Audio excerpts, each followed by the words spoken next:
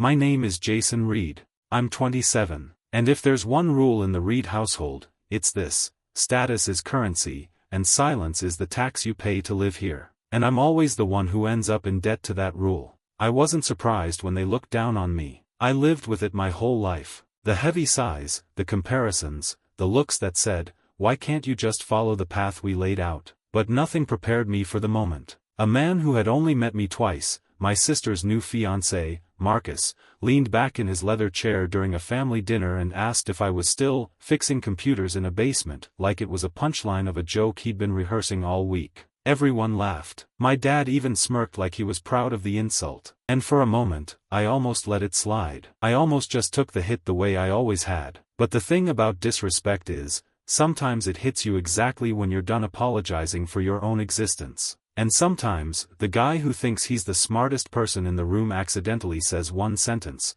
one specific detail, that exposes more about his lie than he ever intended. Because while he kept talking, acting like he understood the business world better than I ever would, he mentioned a merger. Something that didn't fit. Something that made my heart stop for half a second. Something he should have never claimed to be part of in front of me. I didn't call him out that night. I didn't flip the table. I didn't argue. I just watched him brag. I let everyone enjoy their moment at my expense. I waited quietly until the moment his own arrogance would circle back to choke him. And when it finally did, their faces turned ghost white. Before I tell you exactly what he said and how I destroyed his ego, tell me, what time is it for you right now? And where are you watching from? I'm curious to see how far this story travels. The dinner took place on a humid Sunday evening. I drove back to my parents' estate with that familiar knot in my stomach, the kind that always tightened whenever I passed through their gated community. Their street looked exactly the same as when I left. Manicured hedges,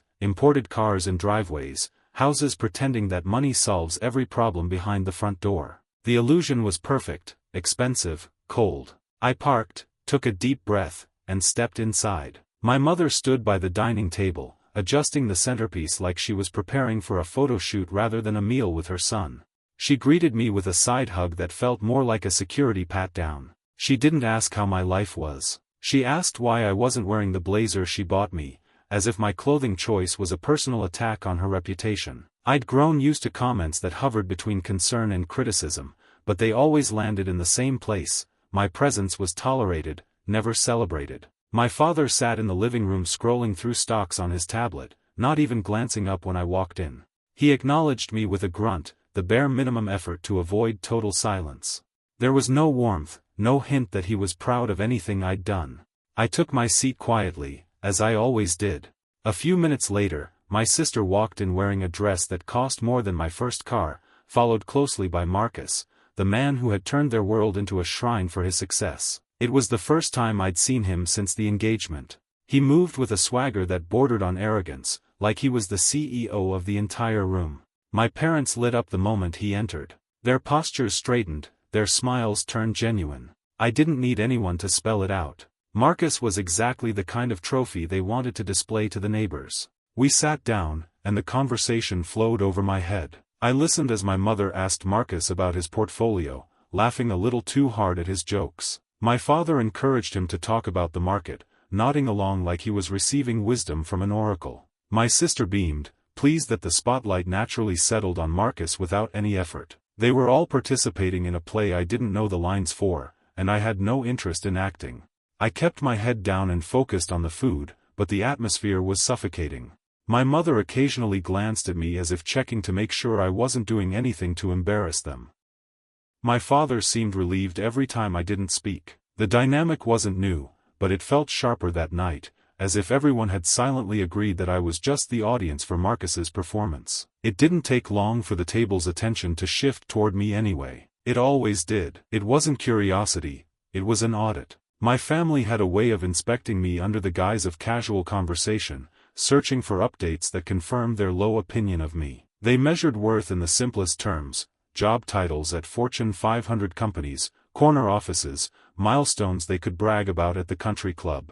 Anything that didn't fit that mold, like my little internet projects, was considered a step backward. So when the moment came, it arrived quietly but predictably.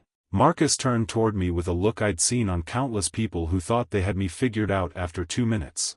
He asked casually about my computer thing. His tone was light, almost friendly, but beneath it was a calculation, an expectation that I would give an answer that reinforced the struggling son narrative he had already crafted in his mind. I answered simply, business is good, offering nothing extra. I watched his expression change in subtle ways. My mother shifted in her seat, and my father's jaw tensed. They didn't say anything, but the silence was loud enough to scream their discomfort. My sister avoided eye contact, suddenly very interested in her salad. The air grew heavier, not because of what I said, but because of what they imagined it meant. Jason is still broke. Marcus took the shift in mood as his cue. He leaned back, unbuttoning his suit jacket with an ease that felt rehearsed. He began talking about his latest mergers, his high-level connections, weaving it all together in a way that positioned him as someone impressive, untouchable, envious. My family listened eagerly, absorbing every detail as if each word confirmed that he was the savior this family needed.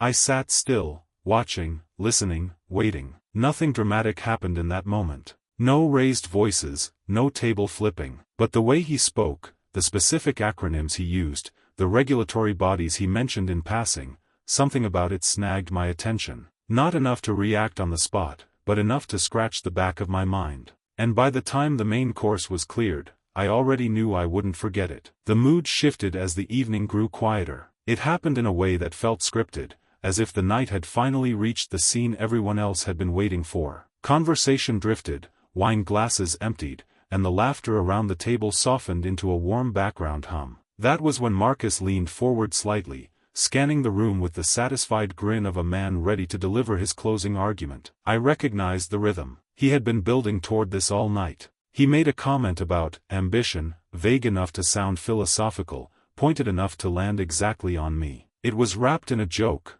but the meaning beneath it was sharp. My mother laughed first, quick and polite, the kind of laugh she used to signal approval. My father chuckled in agreement. My sister gave a restrained smile that didn't reach her eyes. The next remark came smoother, more direct. Marcus mentioned people who play pretend entrepreneurs, people who sleep in until noon, people who drain their parents' resources while chasing a dream that doesn't exist. The table laughed again, louder this time. I felt every sound hit me with a familiar sting. Mockery disguised as bonding. Amusement built on the assumption that I was too weak to push back. I didn't respond. Not yet.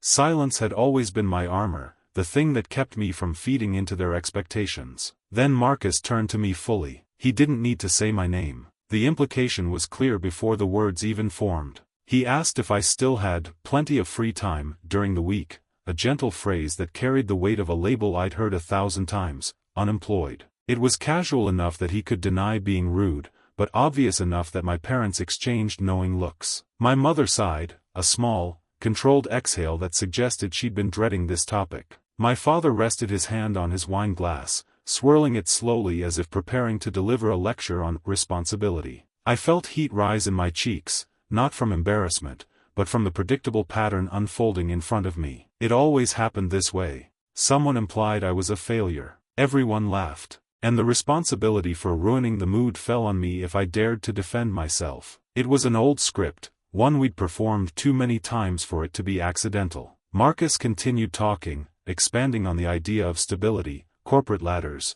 and real work ethic. He spoke like a professor addressing a room of slow students. My family listened with genuine admiration, each nod reinforcing the version of him they wanted to believe in. My sister watched him as if he were the embodiment of success itself. I watched him with a different awareness. The awareness that something in his polished narrative wasn't aligning. As he shifted into describing his firm's latest acquisition in more detail, I caught the first irregularity. It was small, almost imperceptible, the kind of detail 99% of people would overlook. He mentioned a specific compliance audit date for the merger, one that didn't quite match the legal timeline required for the company he claimed to be acquiring. It struck me as odd, amateur, even, but not enough to trigger a reaction yet. I filed it away quietly. My mother reacted to another one of his statements with a proud smile, commenting that some people at the table could learn from that mindset. My father murmured agreement. The implication wasn't subtle. It was the same message delivered 1,000 different ways throughout my life.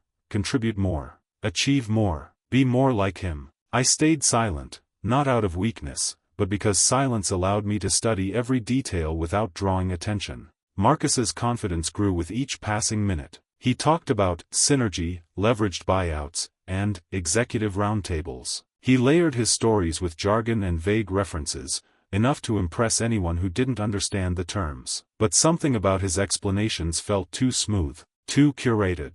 Like he had memorized headlines from the Wall Street Journal and stitched them into a persona he wanted others to see. I didn't call him out. I didn't question anything. I simply listened, observed, memorized. By the time dessert was served, the table was fully committed to the illusion of Marcus's success, his intelligence, his stability. But beneath the surface of his words, I recognized a pattern. Details that didn't align. Descriptions that contradicted earlier ones. Claims that felt strangely empty, like a house with a freshly painted exterior but no furniture inside. I didn't know exactly what was wrong yet, but I knew one thing: his story wasn't as airtight as he wanted everyone to believe. And that quiet realization changed everything.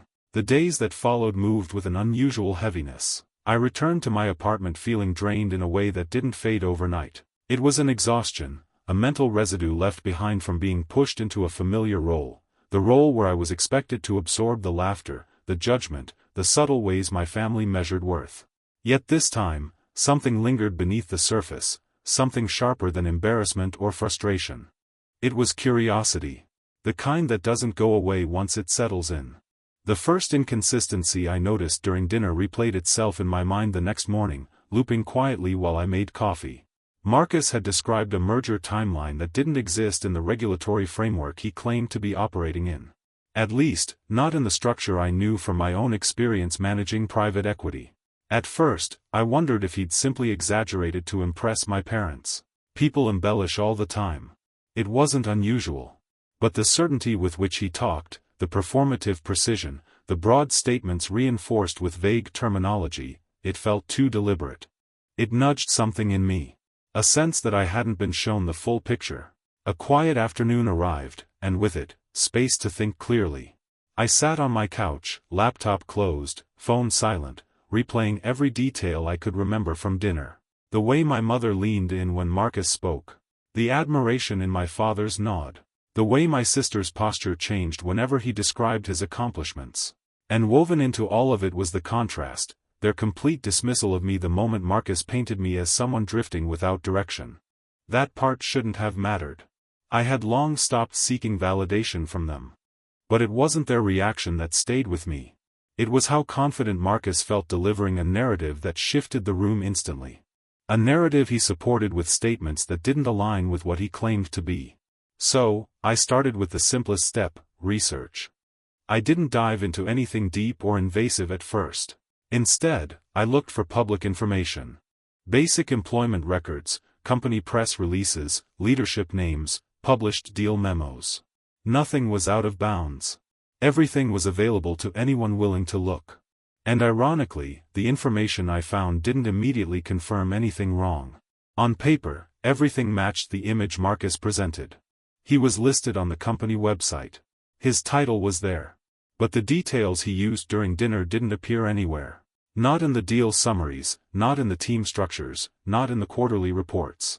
They were pieces that existed in different roles, different divisions, different offices entirely. Even then, I tried to give him the benefit of the doubt. Maybe he worked on confidential assignments. Maybe he had responsibilities not listed publicly. Maybe he embellished a little but still stayed within the realm of truth. Yet the more I examined it, the more the gaps widened. A day later, I reached out to someone I knew from a previous venture. I didn't mention names. I didn't describe situations. I only asked a general question about workflow in that specific investment firm's mergers and acquisitions wing. The answer came back quickly, clear, detailed, and completely incompatible with the story Marcus had shared at dinner. That was when my curiosity sharpened into something else: resolve. I didn't know what I was looking for yet, but I knew where to start. Patterns don't reveal themselves in a single glance. They reveal themselves piece by piece through inconsistencies that echo louder the more you notice them. Marcus's stories had too many polished edges. Too many phrases that sounded learned rather than lived. Too many claims that shifted depending on the angle he presented them from. I spent the next evening reviewing everything with fresh focus. This wasn't paranoia. It wasn't jealousy. It wasn't a reaction to the insults he'd thrown at me. It was instinct. The same instinct that had guided me through complex business deals. The instinct that noticed when the numbers didn't add up, even if the discrepancy seemed minor. By the time the sun set, I felt something click quietly inside me. Marcus wasn't just someone who exaggerated. He was someone who performed. And when performers rely on scripts, the truth always reveals itself the moment they step off the stage. I didn't confront anyone. Not my family, not my sister, and certainly not Marcus. I didn't tell anyone what I was doing. I didn't hint at anything. I simply allowed the questions to guide my next steps, knowing that the answers would come if I followed the inconsistencies to their source. And even though I didn't realize it then, everything that followed began with that single decision to look closer. The next step came quietly, almost without planning. It started with a simple message to Sarah Chen, a forensic accountant I had collaborated with during a messy buyout last year. Sarah was the kind of person who remembered small details, the kind who could track down financial footprints without leaving traces. She wasn't a close friend, but she respected my work and trusted my judgment. When I asked if she had time to look into something, she didn't ask why. She only asked what I needed. I didn't give her Marcus's full story. I didn't mention my family, the dinner, or the insults. I kept it professional, just a name, a company, and a few vague questions about unusual filing patterns. Sarah agreed to check. She said it might take 48 hours, and that was enough. I closed my phone afterward and forced myself to step away from the situation, at least for a moment. But distance didn't quiet the thoughts. I found myself going back through everything I'd observed recently. There was a rhythm to Marcus's behavior. He presented himself as someone indispensable, someone whose presence automatically demanded respect.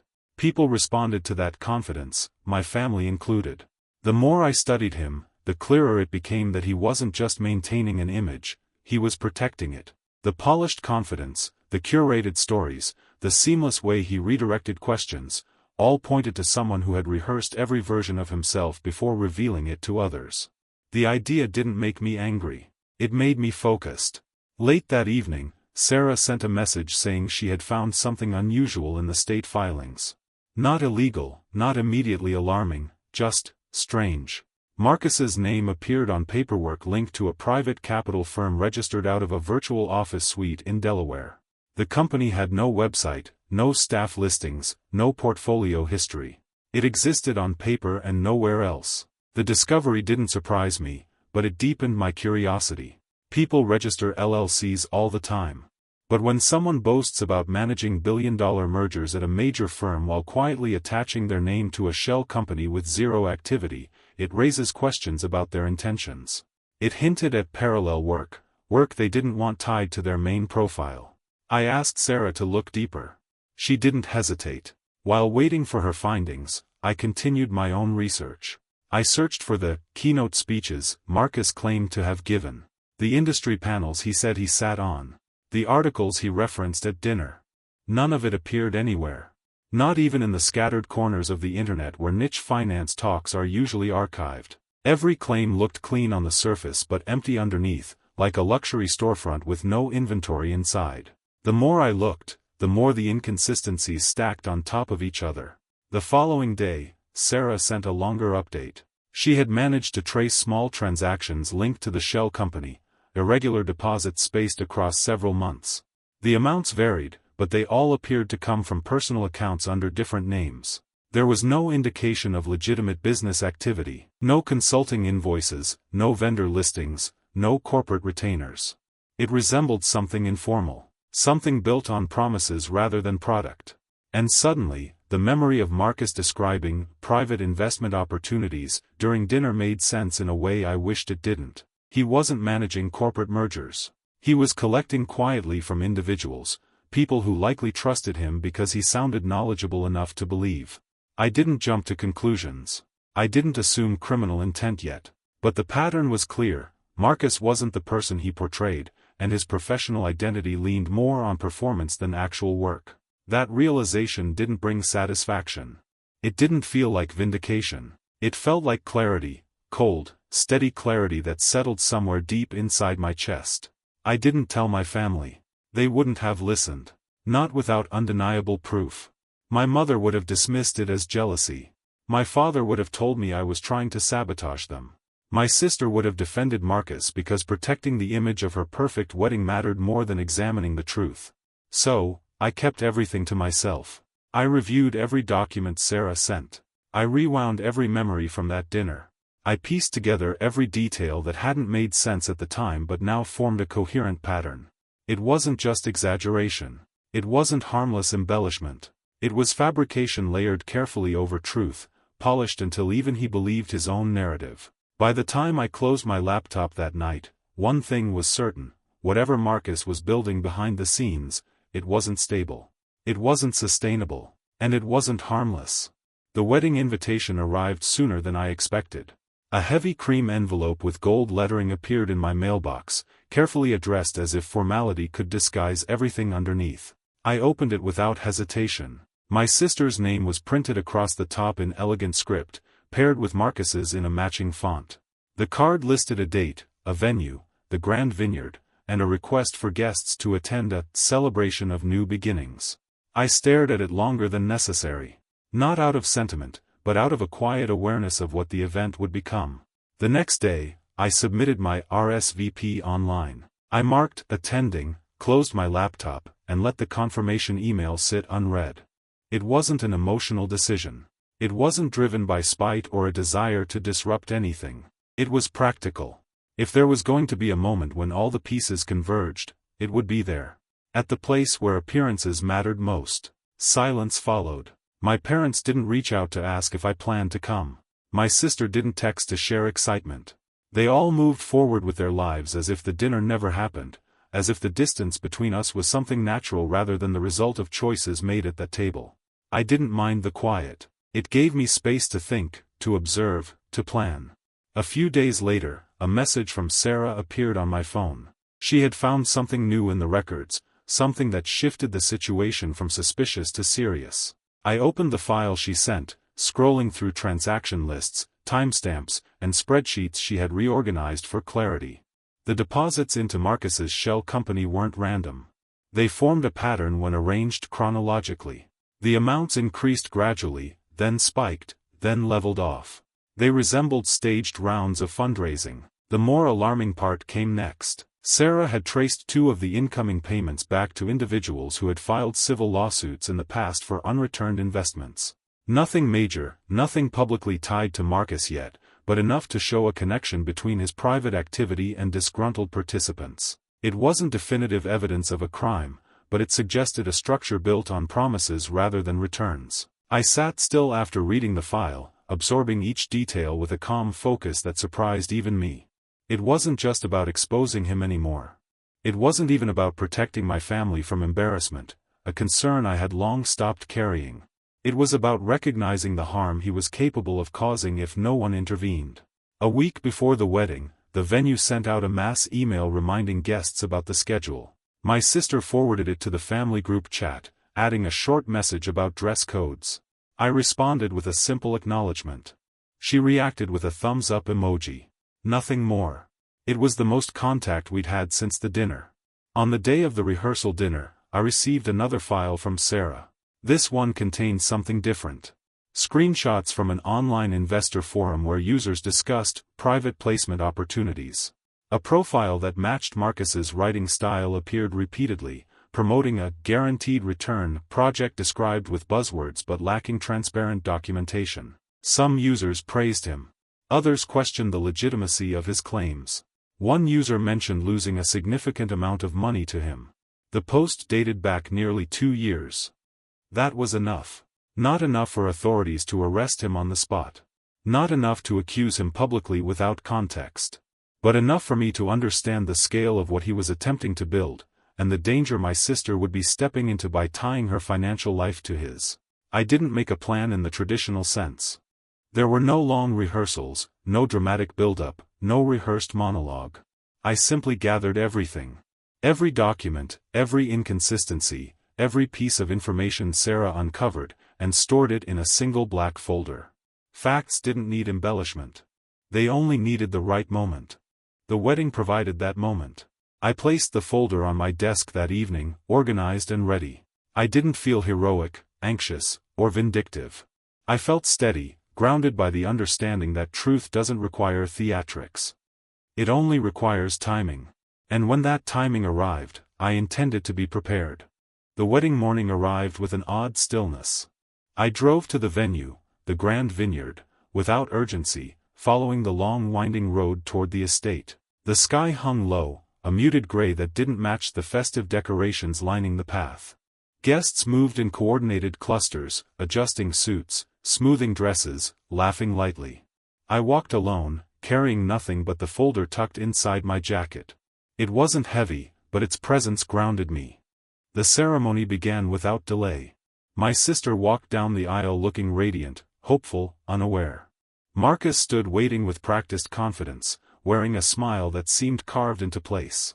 Applause rose as she reached him. Vows were exchanged. Rings slipped into place. Cameras flashed.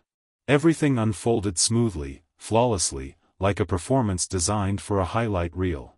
Then came the reception. Tables filled, glasses clinked, conversations overlapped. My parents floated through the room, greeting guests, beaming with pride. My sister and Marcus made their entrance, receiving congratulations from every direction. They looked like the perfect couple, the perfect success story. And maybe that was why the timing felt right. Because illusions are most vulnerable when people believe in them the most. I waited until the speeches were finished and Marcus stood up to thank the venue staff, boasting about how he had pulled strings to secure this exclusive location. I walked toward the head table with steady steps. Not hurried, not hesitant. My sister saw me first. She looked surprised, almost relieved, as if my presence meant I was finally joining the celebration. Marcus noticed only when I stopped directly in front of them. I didn't raise my voice. I didn't create a scene. I simply placed the folder on the table between his champagne glass and his plate. He glanced at the papers, then at me, confusion flashing across his face. My sister leaned in to see what I was showing him. Her expression shifted slowly. First curiosity, then confusion, then a stiffness that spread like frost. Inside the folder were documents Sarah had verified, financial patterns, the shell company filings, the forum screenshots, and one final document on top, the deed to the venue. Marcus's demeanor cracked immediately. The confidence drained from his posture, replaced by a flicker of panic he couldn't mask. His mouth tightened. His cheeks flushed. He reached for excuses that fell apart before they could form. "What is this?" he stammered, his voice losing its usual polish. My sister stepped back slightly, her breathing uneven. Guests around us began noticing the tension, their conversations dimming into cautious murmurs. My parents approached, their expressions shifting from irritation to alarm when they saw the papers. I didn't explain. I didn't accuse. I didn't narrate his actions. I only said one sentence. Calm, steady, undeniable. "You can lie to them, Marcus. But you can't lie to your landlord." The silence that followed was heavier than any confrontation I could have engineered. Marcus's reaction did the rest. His defensiveness, his frantic attempts to dismiss the evidence, his failure to explain why his name was on a shell company and mine was on the building's title. Each response revealed more than the documents themselves. My sister watched him unravel in real time, the polished mask she had fallen in love with collapsing in front of an entire room. My parents reacted exactly as I expected. They blamed me. My mother insisted I was trying to ruin the day out of jealousy. My father said I was making a scene to embarrass them. Their words carried no surprise. They were echoes of every moment they had dismissed my perspective in favor of whoever stood taller, spoke louder, or projected certainty. I didn't stay to defend myself. I didn't wait for validation or apologies. I stepped away from the cluster forming around the couple, walked past the rows of stunned guests, and headed toward the exit. No one followed me. Not my parents, not my sister, not even Marcus, who was too busy scrambling to salvage the image he had constructed. Outside, the air felt lighter. I reached my car, looked back at the venue I now owned, and sat for a moment, letting the sounds from the reception fade behind me. I didn't feel victorious. I didn't feel regret. What I felt was clarity. Sharp, clean, long overdue. Cutting ties wasn't dramatic. It wasn't painful. It was necessary. As I drove away, I understood something I had spent years resisting. Sometimes the family you're born into isn't the one that protects you. Sometimes the role they assign you is too small for the person you actually are. And sometimes, walking away isn't abandonment, it's self-respect. If you listen to my story all the way through, thank you for giving it your time. And before you go, tell me in the comments, what do you think is harder, speaking up when no one believes you, or finally walking away from the people who raised you?